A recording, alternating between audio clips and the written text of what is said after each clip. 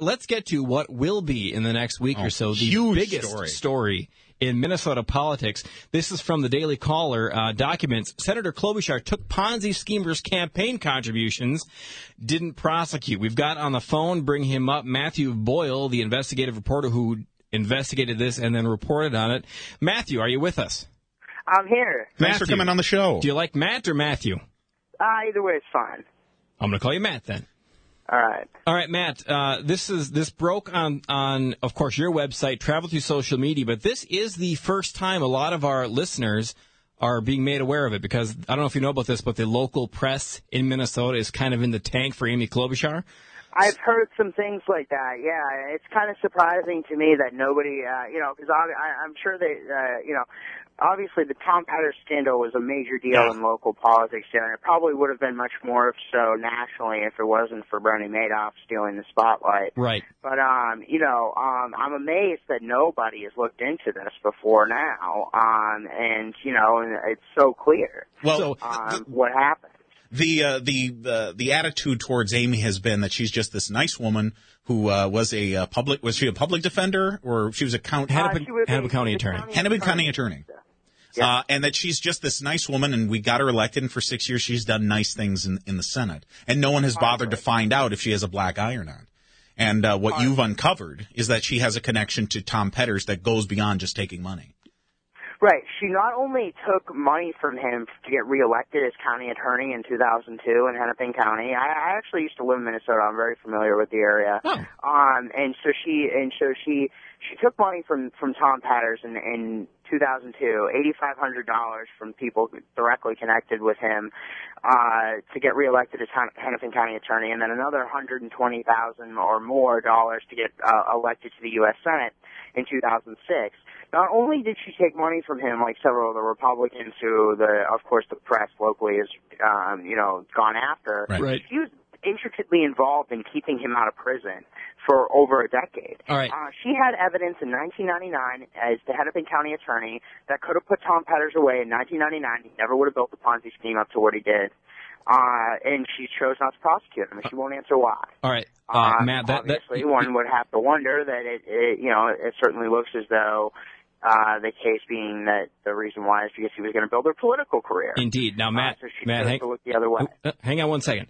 You've got a very good point. A lot of other politicians took money from Petters. He was I believe Bachman did. I believe probably Palenti or Coleman. Okay. But a lot of he was a high roller in town. That is what high rollers do. And when your story hit Twitter, that was the response that a lot of the Democrats had. Well, big deal. Bachman took money. Everyone took money. But as you pointed out, not all these other folks didn't have enough evidence to put him in prison in 1999. What is that evidence? Well, we know that she had first off, she did take out his early co-conspirators. Richard Hetler and Ruth Kahn were two different people that were involved with different promissory notes, and a series of financial transactions that was less than reputable, that resulted in obviously Ruth Kahn going to spending some time in prison over wire fraud charges and other related financial charges, and she went after Richard Hetler for not paying child support because that was the only way that she could get him. Mm-hmm. The thing is, though, and so she had all of these documents that she got a hold of as the Hennepin County attorney, and she conducted a raid of the Petters and of Hetler and Kahn's home. They were living together at the time. Got a hold of all of these documents, and Hetler, Kahn, and Petters were equally involved in this in 1999. And she chose to go after Hetler and Kahn, but not Petters. And she won't answer why she hasn't for more than 10 years. All right, Matt. Let me ask you a question. Oh, two questions. Mm-hmm. Who has labeled Hetler, Kahn, and Petters as co-conspirators? Is this something that you've labeled them as a reporter, or is this something that the feds labeled them after prosecuting Petters? Well, Kahn was later labeled that as I believe she was later labeled by the feds, but the documents that what she went after Ruth Kahn and Richard Hetler for on with regard to this was the same thing that Petters later did. Okay. It was creating capital where it didn't exist, then going and reloaning that around. It was the same exact pattern that Petters later went down on. Okay, and you're saying that this is what Petters later did. Did Petters do this after these folks did this, or it all happened at the same time? Petters started his Ponzi scheme in 1993. So he started this, and this was a part of it. So he had started his Ponzi scheme in 1993, and his connection with Hetler and with Kahn was a part of the giant Ponzi scheme. Okay, so it started in 1993, according to the FBI. When you say co-conspirators, they worked with each other on this scheme. So is there any? This was just one part of it. Now there's more that he did in other parts, but here's the point. Klobuchar could have taken him down over this part of it in 1999, and he wouldn't have gotten it into the billions of dollars. So, which is what we always say is, why did no one call these people out when they were just starting out? And here was a situation where Amy Klobuchar had the opportunity, apparently was aiming at the other two of this conspiracy, but let one get free. In addition to not going after Petters in this situation. Now, let me make clear here too. Prosecutors had prosecutorial discretion. Right. One thing and it appears to be what she used in this case was prosecutorial discretion. She decided to not go after him, but she won't answer why she used that prosecutorial discretion in this instance. Now, and also, she was well aware of, and so was the Hennepin County Attorney's Office, of Petters' financial criminal past. And this is other documents that I put up on our site show that in the late 80s, when Petters lived in Colorado, there was a warrant issued for his arrest that was never actually executed. It was signed by a judge for the same thing in 1989. And then the Hennepin County Attorney's Office in 1994 worked with Petters to get that record expunged. Why? And we don't know why they did it, but we do know that they did it. Okay. And this was when Mike Freeman was the Hennepin County Attorney? Yes, that's correct. And he's the current Hennepin County Attorney as well? And now he's the Hennepin County Attorney again. So after Klobuchar ran for Senate, he went and became the Hennepin County Attorney again. In addition to that, the assistant Hennepin County Attorney at the time is still the assistant Hennepin County Attorney and has been throughout. So Klobuchar's assistant throughout, Nancy McLean, the assistant Hennepin County Attorney in that office throughout from the early 90s when this was done, when his record was expunged, all the way through to present day is Nancy McLean, and she's still there. Okay. Now, two questions. I'm not an attorney, and I hate reading things. I'm just a pretty face who does radio. But could anybody have, looking at these documents that you have, could anybody have looked at them and missed Petters' involvement with the Hetler and Kahn scheme? Absolutely not. Could a fair-minded person have just missed Petters completely? Petters' signature is just as prominent on all these documents as Hetler's is, as Ruth Kahn's is. These are all available at thedailycaller.com. That's the thing. His signature is all over these documents, and that's why he was in trouble. He was in trouble in the late 90s. There was a loophole in what were the early stages of his Ponzi scheme, and he could have went down. And if Klobuchar decided to actually go after him when she had this evidence, she could have taken him down, and she chose not to. The question is why, and she won't answer it. Now, I also want to be clear here too. I put this at the end of my story. The Klobuchar's office tried to kill this story for several weeks. I've been working on this story for 2 months. Wow. And Klobuchar's office has, I reached out to them about a month ago, and they tried to stop this story from reaching publication, and they were well aware that this was coming. They did not deny a word of it. They still won't comment on it. She still is ignoring requests for comment. So basically, she's allowing this to stand out there as complete fact. How do they try to kill it? Just by not participating, or trying to get you fired? No, they originally were trying to take my questions and go get answers to them and act like they were going to, and then they eventually refused to comment on the record. Okay. So just delay you long enough to. They were well aware this was coming 3 weeks ago. Okay. And they decided to not comment, and they still have refused to comment. You have a quote in here from one of the co-conspirators, Richard Hetler. Did you interviewed one of the co-conspirators? I interviewed Richard Hetler, and Ms. Kahn, the other co-conspirator, was not available for comment. She's still around in Minnesota. She's since gotten out of prison, but she's an elderly lady, and her attorney said that he'd rather her not do an interview. What did Hetler have to say about Amy Klobuchar? What Hetler told me is that the only reason why Klobuchar didn't go after Petters was, quote, she took Ponzi money to get elected. Okay. Matt, let me ask you one question, then I'd like to take a break. Could you mind hanging through the break? Sure, not a problem. Actually, I have a super awesome question. Listeners, hang on through the break. Matt, hang on through the break. We'll be right back.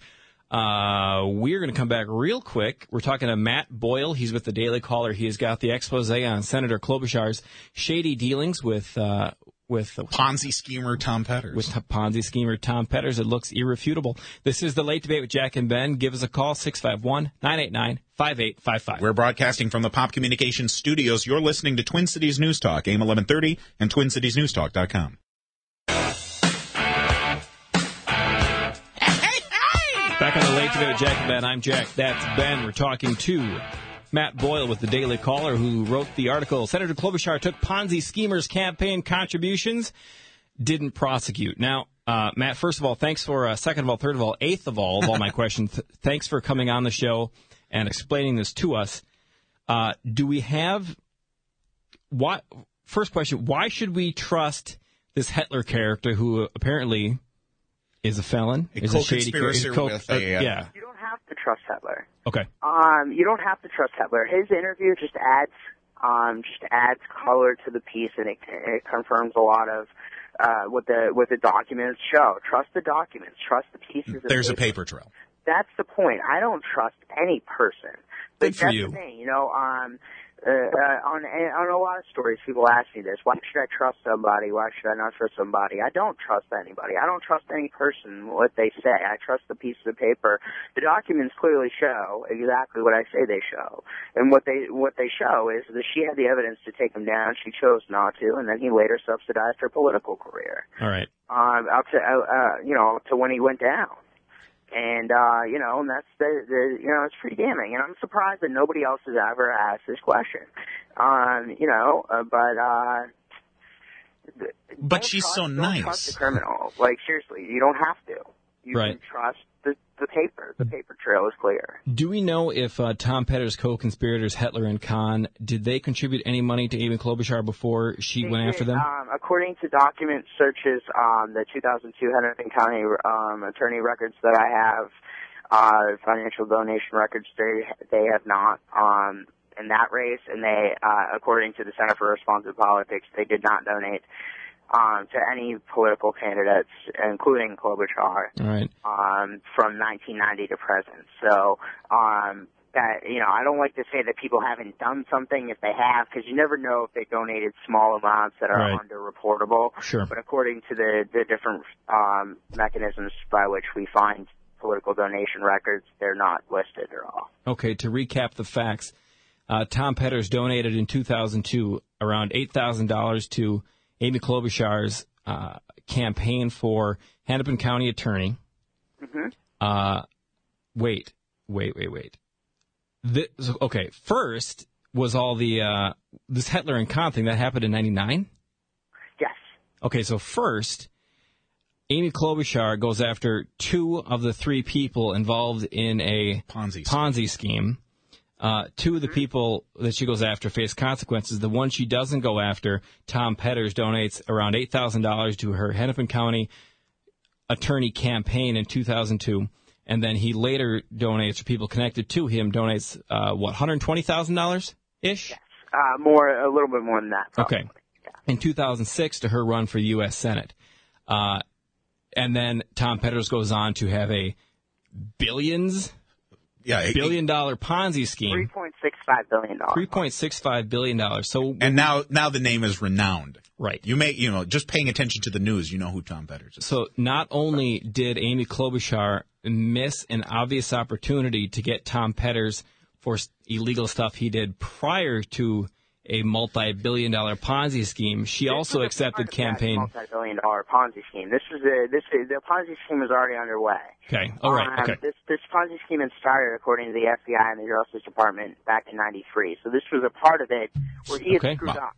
Okay. So he had screwed up and left a paper trail that he could have went down on. To me, there was two things that Klobuchar I'm angry about. One, she took money from a Ponzi schemer and let him off the hook. Two, she let a Ponzi schemer get away with something. The fact that she was elected to Senate is the second worst thing about this story. The fact that she let someone get away with this and that person turned it into this multi-billion-dollar bubble of invisible cash, non-existent money, and was able to grow rich off of it. That's what I'm truly angry about, that she was an incompetent attorney. Now, Matt, thanks for coming on the show.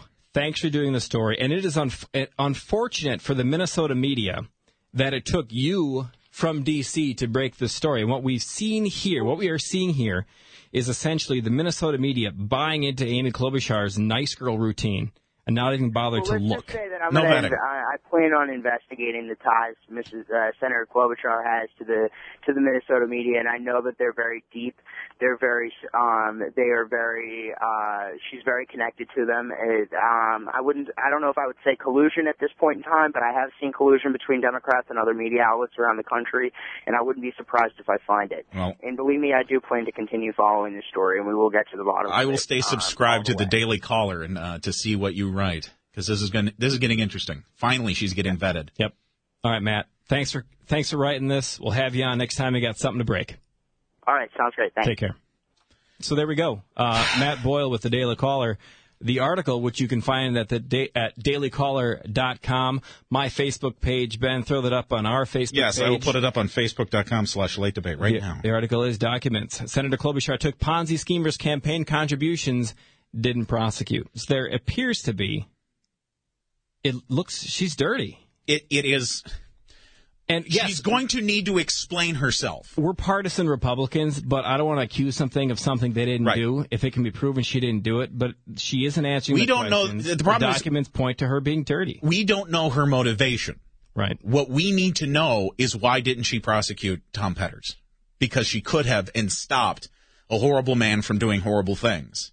And if you let that through, there's a little bit of culpability there. You had the opportunity to stop a bad man and you didn't. And now you're this great senator who takes care of people because, one person gets injured in a pool and now you're great because you passed a law to keep that happening for men. No, you allowed billions of dollars to get given to this. We always go back and to just disappear between you're either an idiot or you're a liar. And one could argue that Amy Klobuchar was an incompetent county attorney, but the fact is, she prosecuted 2/3 of the Ponzi scheme. Yes, and Petter's name was all over those documents. So why not it's hit not everybody? Like she wasn't aware. If there wasn't a case, if you could say we had a solid case against 2/3 of these conspirators, but our case against Tom Petters wasn't as strong, make that case. Right. You had a reporter here calling you for 3 weeks, working on this for 2 months. Give them the reason. If you haven't by now given them the reason, then it may not have been the case. It's when you do not answer. Now we have to jump to conclusions, and our conclusions are going to assume, you're going to assume the worst. Here's the thing: she was trying to by not responding. Well, kill the story she initially, by not responding. They tried to respond or try to get answer to the questions, and then apparently didn't. She's trying to kill the story by not responding, trying to run out the clock on this October surprise. And the fact is, if this story gets some traction, and Star Tribune, where are you on this? Pioneer Press, where are you on this? People, I hate to break the news to you, but there are bigger media outlets than the late debate. Yes. We shouldn't be the one bringing on this reporter. It's the simple fact is that there seems to be people don't want to vet anymore. Right. They don't want to look in. They'll look into if the guy seems, or the person, the woman or man seems like, oh, there must be something sketchy here. But it seems to be picking and choosing who you vet. We should know everything about all these candidates, every single thing about them, Republican or Democrat. And we've had arguments online with people. You and I have talked online about things that we think that people on the right are doing wrong, and we get accused of, how dare you bring that up? You're making it easier for the other side to win by bringing up people that are doing stupid things. But I think it is dumb to hide people who are doing stupid things to get something happen. To get the ends don't justify the means. Right. Win well. Win on the good side. Don't do bad things to win. And right now, these documents on the Daily Caller look like Amy Klobuchar did not prosecute and took advantage of that. I mean, that's what it looks like. And if she won't explain why, we're going to have to go to the election booth, to our voting booths with whatever that might be. Find the article at dailycaller.com. Share it with your Republican voting friends, your independents, your Democrats. Demand vetting of our candidates. If you can't find it, go to facebook.com/late debate. It is there.